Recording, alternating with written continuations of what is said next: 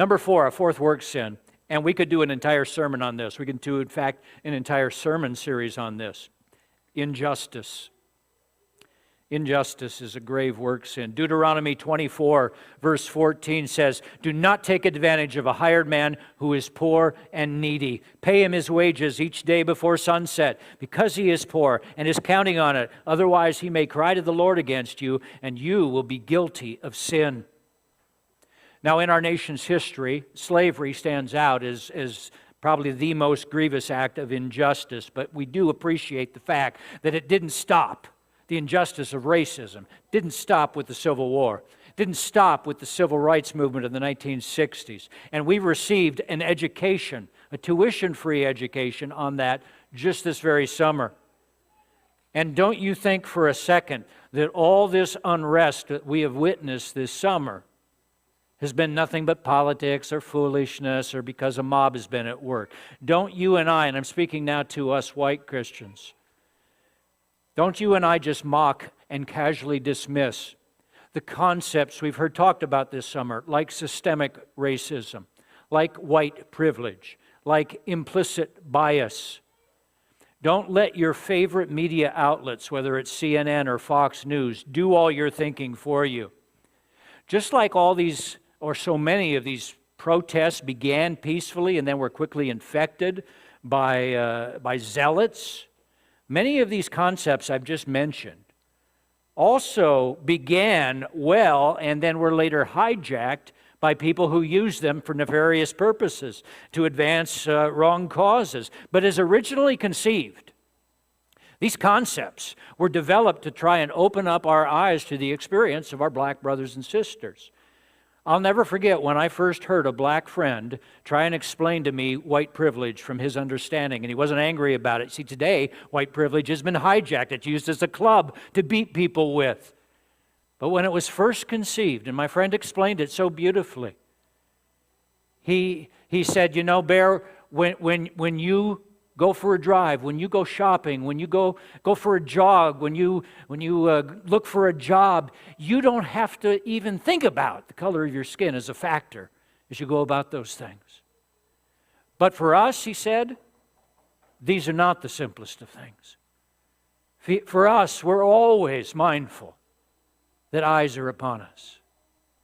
Well, I tell you what, I understood that. It opened my eyes to a grievous wrong in society that we need to continually be attentive to, especially as followers of Christ. Work injustice isn't just about race, though. In the heyday of the Industrial Revolution, more than a century ago now, which wasn't all that long ago, children were working 12-hour days. Hey, kids, hey, Reagan, how'd you like to work 12 hours tomorrow? Huh? No? Children were working in factories until enough people stood up and cried out against it, mainly Christians, by the way. And work sins continue to our day. So, I brought blueberries. Half of them are on the floor over there. Oh, somebody's picked them up. Somebody has washed my feet, thank you. How many of you love blueberries? I have been in awe since we moved to Maryland a year ago. How is it possible that you have blueberries pretty much year-round, and they're not these tiny, shrivelly things we saw in California.